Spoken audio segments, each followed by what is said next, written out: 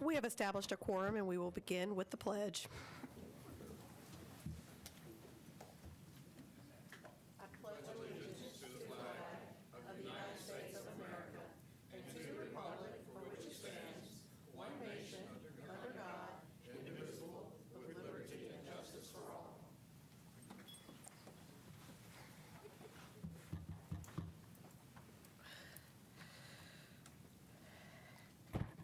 It's a new year, and I'm still surprised, Mr. Fletcher, each time. Madam Chair, it's interesting, at every Rotary Club I visit, I'm at home Really? with the folks in a Rotary Club who say the pledge. So I'm just carry that with me wherever I go. I'm convinced there's not a comma in there. Note to self. Oh, thank you, Mr. Fletcher. We will now hear from Dr. Merrill. Happy New Year and welcome back all, and those are my only comments, so thank you. Mine are pretty brief as well. I don't make New Year's resolutions, so Happy New Year and welcome back, everyone. And let's finish the third quarter strong for our traditional students who are back in school today as well. Dr. Martin. Likewise, brief comments. Happy New Year to all. And as Mr. Fletcher reminded me, a special congratulations to the Athens Drive Band. They were awarded a chance to perform in the Outback Bowl. They also had a competition to be able to play as part of the pregame show. They won that competition and did get a play. So congratulations to the Athens Drive Band and their fearless director who does a fantastic job. Congratulations, Doc. Mr. Sutton. Happy New Year and stay warm. I'll echo those sentiments. Happy New Year to everyone. Mr. Agee. And welcome, Mr. Ramey, for joining us this evening. Thank you. Ms. Mahaffey. Happy New Year. Thanks to our communications team for making sure that our 2-hour delay was well communicated. I don't know about the other parents here, but I got a call, I got an email, I got a text. And in that case, I think over-communication is best, and I was excited to see our very first Wake County newsletter come out last month, and I hear those will be coming out periodically, and so that people can know what's happening at the district level. Mr. Fletcher. Just a couple of comments. Happy New Year, and I think we had a short, productive winter break for a lot of people. The time to breathe and to re-engage with family and other things that are important to us. I want to remind folks that kindergarten registration starts January 4, as does magnet application period starts January 4. January 10, right, January 10. You need to enroll your child before you apply to the magnet program. Thank you for correcting me. And that's an important opportunity that every parent in Wake County has, is to consider a magnet program, a differentiated academic program for your child within the public school system. And check it out if you have not yet. There's ample information on our website. Just search for magnets. And the District 9 Board Advisory Council meeting will be next Monday at 5:30 at East Cary Middle School on Southwest Maynard. And we would love to have the public join us for a robust discussion of what's going to need to happen in the next 6 months of this school year. And so we look forward to that discussion. Thank you. Thank you, everyone. I will now entertain a motion to adopt the agenda. Motion to approve tonight's agenda. Second? We have a motion and a second. All in favor, please note by saying aye. Aye. Any opposed, same sign. The motion carries. Thank you. We'll now move to public comment. Each citizen who sign up to address the board during public comment will be called on in priority order, first for items on the agenda and then for items not on the agenda. Each individual speaker will be allowed 3 minutes for remarks. Specific personnel or student matters are not appropriate for this public comment setting, but may be addressed through applicable WCPSS personnel, the grievance policy, or other applicable policies.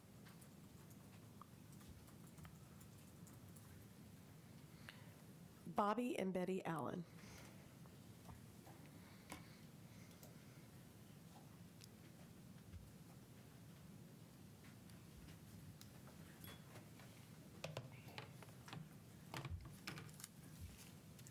Good afternoon. My name is Bobby Allen. This is my wife, Betty Allen. And first of all, let me say to Mrs. Hustler, Johnson Hustler, and the rest of the board, and also Dr. Merrill, thanks for allowing us to speak today, and Happy New Year to you all. We are former employees of Wake County Public School System, both were administrators. First, I would like to say to Dr. Merrill, you have a special place in my heart. We used to work together. Thank you for your service to Wake County. I hate to see you leave, but I know how retirement is. We are both retired, and it's a good thing to do. We're going to miss you, but thank you for your service. We do appreciate that. We're very concerned citizens of Southeast Raleigh community. An article in the December 20th News and the Disturber greatly disturbed both of us. We are residents of Southeast Raleigh. She has been over 40 years. I have been my entire life. We are proud of Southeast Raleigh community. When I saw in the paper that the board was considering naming the new elementary school another name besides Southeast Raleigh Elementary School or Rock Choir Road Elementary School, I was very disappointed. The stigmatism that you're talking about Southeast Raleigh High School, the only people that can put a label on anything is us. And I don't know why we are labeling Southeast Raleigh as a school with, it seemed like the school was entirely impoverished. It seemed like that all kids that go to school in Southeast Raleigh are underachievers. That's what I got out of the article. And that's what other people that I talked to got out of the article as well.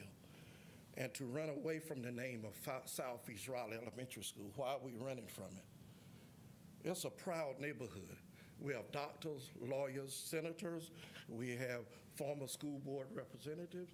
We have everybody that you can name, leading citizens in Southeast Raleigh, and we don't want to name it Southeast Raleigh Elementary School? Why? Now that leads me to Southeast Raleigh High School. Why do we name it Southeast Raleigh High School? Were we scared of it then?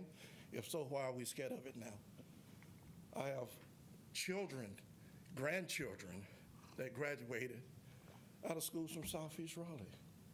I have 3 sitting right here now, grandchildren. One's graduated from Enloe High School, other 2 are Southeast Raleigh High School now. So what are we going to tell them?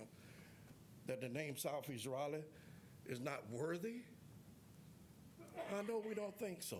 So I implore you, please, I know it's going off, but please revisit that, please, and name it Southeast Raleigh Elementary School for the pride that's in it, because we love our neighborhood just like any other community love their neighborhood.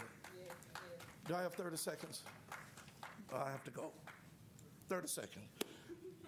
Please, in October 1979 article, Education Leadership, Dr. Ron Edmonds wrote for Effective Schools. He said, we can, whenever and wherever we choose, successfully teach all children whose schooling is of interest to us.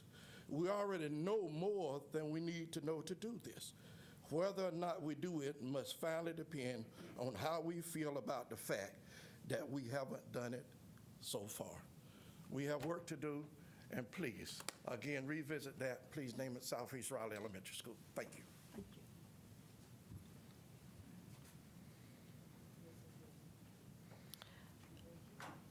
Odessa Jones.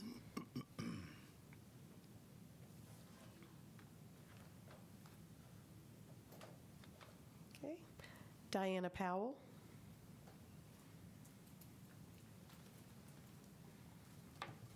Hello and Happy New Year. My name is Diana Powell, Executive Director of Justice Serve and Bring Back the Village.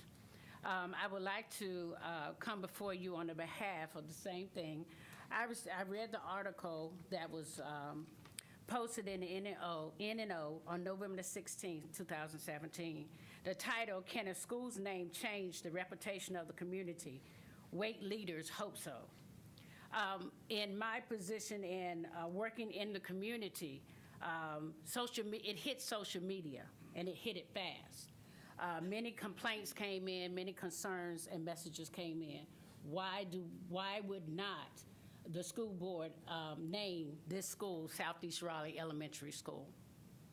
We have been in the fight for a long time now, and we will continue to fight. One, because Southeast Raleigh still matters to us. Education matters to us. Right now, I feel out of my comfort zone because I'm comfortable in the courtroom. But I feel that it is important to stand up and be the voice for the community, the voice that I listen to. Each of you are elected officials. You need our votes. And it's time to listen to what the community wants to say and our opinion. And our opinion is that we want this school to be named Southeast Raleigh Elementary School. And always remember that Southeast Raleigh will matter to us. Thank you. Geraldine Alshamy.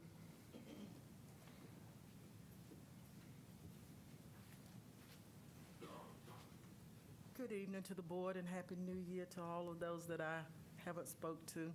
And I'm here kind of for the same reason. And I'm going to do a story for you, and then I'm going to tell you the end of it.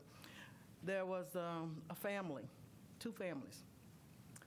And these 2 families, they lived in separate communities, and one family was always pointing their finger back at the other families and their children. Oh, you know, their children are so bad. You know, they do a lot of drugs and they da-da-da-da-da. Well, the other family over here, you know, they had their things to say about the family over on this side. And so it seems that none of them really wanted to come together and deal with the problems that each family had, though they were the same. Such as we have here, when I hear us talk about stigmatization on Southeast Raleigh, would it be fair for Southeast Raleigh to say there's also a stigmatization on West Raleigh because your children are full of opiates, are using opiates, and we can't get into substance abuse hospitals because your children are there? No, it wouldn't. No, it would not be nice. So that's the same kind of insult. And I don't care who it was. I don't care who it was that made the comment. I think that it is a shame that when we do that. My mom used to say that every cat think that its kitten is the merriest, which means that everybody thinks that their children are better than the next person's children. Not so, because whatever happens to one set will happen to the other one. And I think it was Mr. Martin who said that he had talked to children who questioned whether or not that it should not be named Southeast Raleigh. Well, I would like to know, first of all, who were those children, because they certainly probably were not Southeast Raleigh black children. Well, you know what? Southeast Raleigh is looking real different right now. It is not the same Southeast Raleigh that it used to be. So if we're looking at these $500,000 homes, and we're saying that there's also does that mean that there's also a stigmatization there, or are those the children that we are preparing this school for their kids to come in? Will it be another instance where all of the white children from Southeast Raleigh are fielded in this school and black parents cannot get their children in? That's what I worry about when I hear that. Thank you. Joseph Sansom.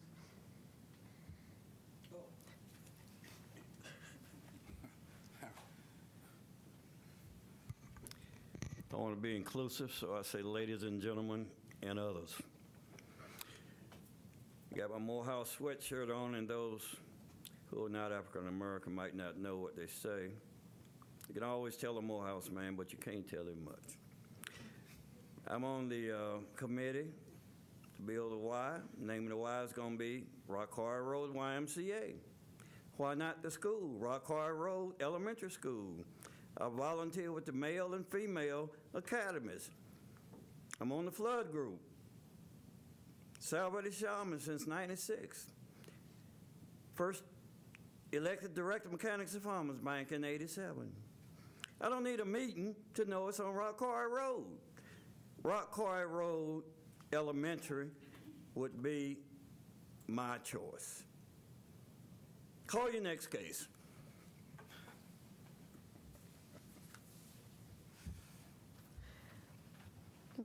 That will end our public comment. Is there a motion to approve the consent items? Madam Chair, I make a motion to approve our consent items as listed. Second. We have a motion and a second. All in favor, please note by saying aye.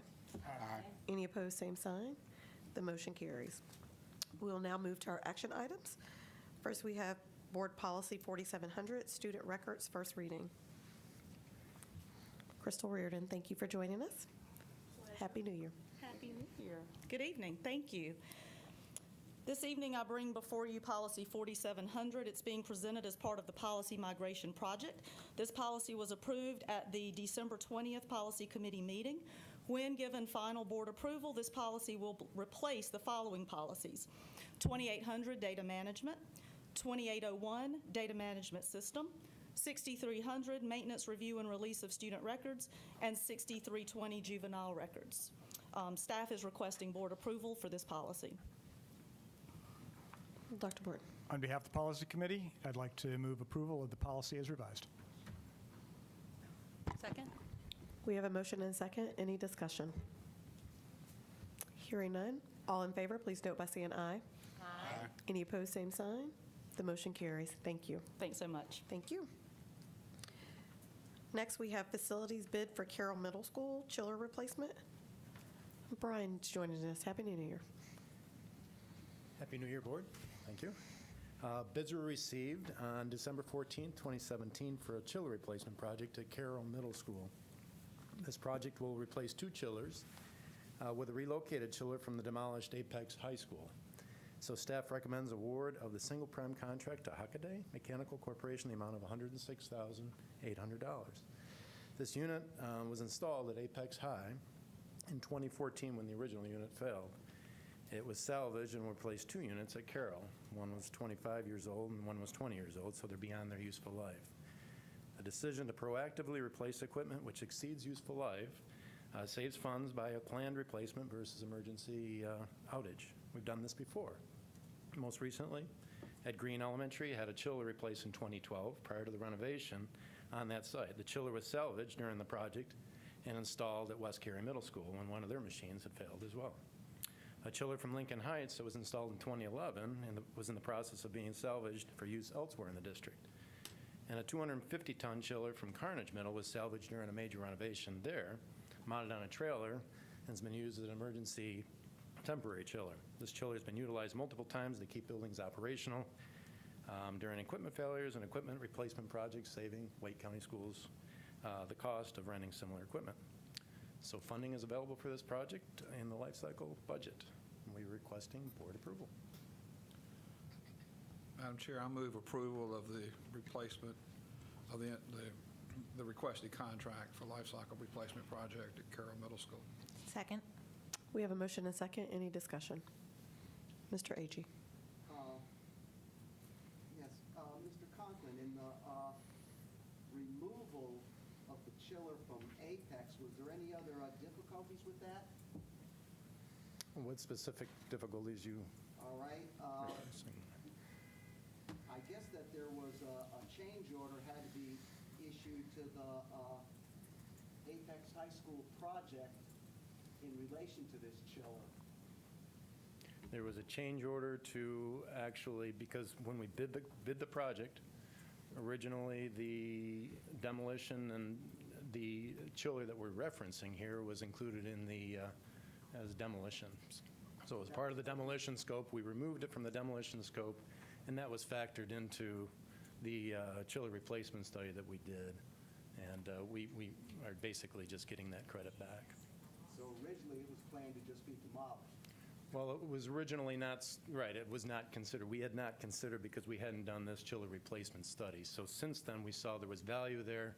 It was identified as an asset that had residual value, and then we commissioned a study to actually study that, and it was determined that there was value there and that we should use a 3-year-old chiller to basically offset these obsolete chillers at Carroll Middle. So yes, that's correct. Shouldn't those costs been borne by the Carroll Middle School project rather than charging work that's to be done at Carroll Middle School against the Apex High School project? So should the Carroll Middle School project have been assessed that? Is that what you're saying? Yes, it sounds like we're applying funds from two different budgets to cover one project. Clarification, please. Was the change order at Apex High School a credit or a cost? It was a cost because it was originally a credit, because the salvage value was in the original scope of the project. So it becomes, we have to buy that back, basically the project is buying that back. So it's still a capital fund. Okay, we've not discussed this at this detail in committee. So for this, I guess what you just said here is we bought the chiller back in order to use it at Carroll? We basically did a study, just to clarify my earlier comments, Mr. Agee.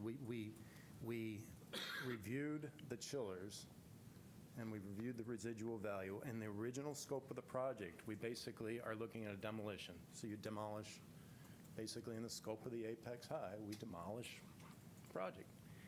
Now, at that time, we had not identified these particular chillers. There was a chiller that was identified that was 3 years old that has value to the system. We own the chiller, never sold it off, but it was in the scope of the work that chiller now belongs to the contractor, the bidding contractors.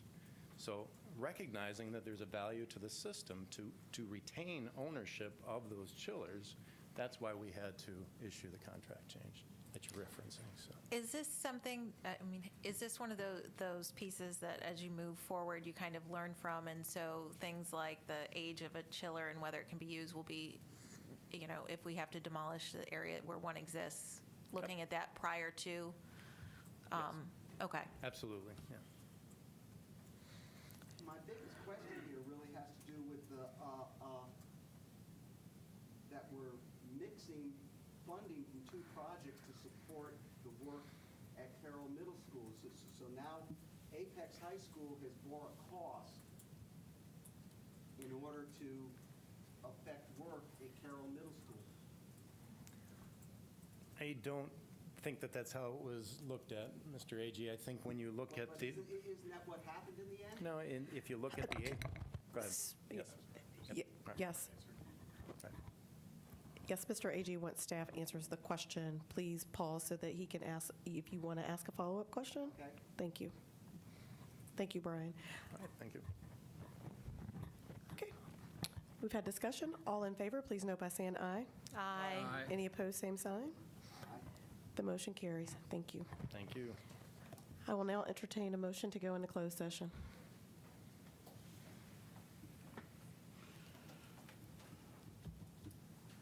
Motion to go into closed session to consider confidential personal information protected under GS 143-318.11A1, A3, and A6, and 115C-319. To consult with the Board of Education attorney and preserve the attorney-client privileges provided in GS 143-318.11A3. To consult with the Board of Education attorney and preserve the attorney-client privilege as provided on GS 143-318.11A3.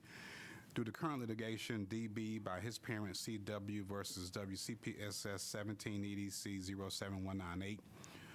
To consult with the Board of Education attorney and preserve the attorney-client privileges provided in GS 143-318.11A3 due to current litigation, Wake County Board of Education versus Ralph McDonald Jones Jr. and Mary Jane Jones in case number 15 CBS 10019.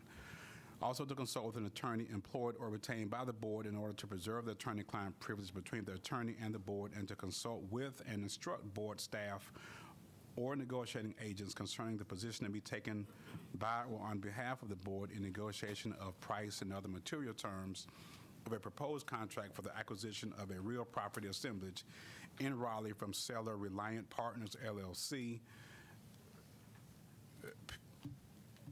So I need to go through it.